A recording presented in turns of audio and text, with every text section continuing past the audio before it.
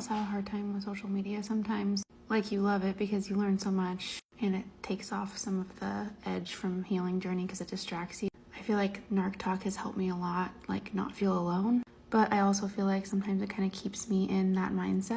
I've worked so hard to try to grow and heal, and for me, growing and healing means like leaving the past in the past and not forgetting it, and like trying to pretend like it didn't happen. But part of moving on is kind of leaving the past in the past. And a lot of times I almost feel like some of the big people in NARC talk are very obsessed with the idea that people follow them and get advice from them. And while that's great, and a lot of people give really great advice with great intention, I am starting to feel kind of like they are obsessed with themselves, like narcissists. Not that I'm saying that they are narcissists, but it's starting to sometimes feel like not always a safe place. And I'm not going to name out any names because I just don't want to be messy like that. But I will say, don't believe everything you see on the internet. And just because somebody has a lot of followers or they post a lot of content doesn't mean that they know everything. I'm still learning and growing every single day, and I don't know everything. I just know my experience, and I see the world through my lenses just like everybody else does.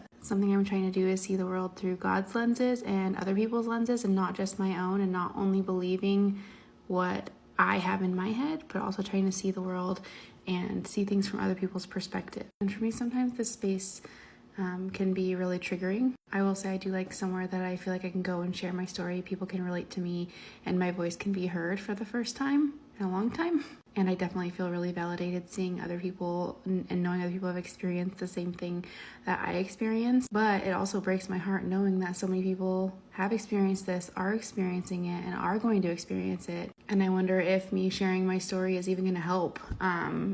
Is it going to help people know, and is it going to help people see? And then there's days where I feel like I'm going to be able to conquer the world by sharing my story and helping people, and that nobody ever is going to end up with a narcissist and go through that trauma again.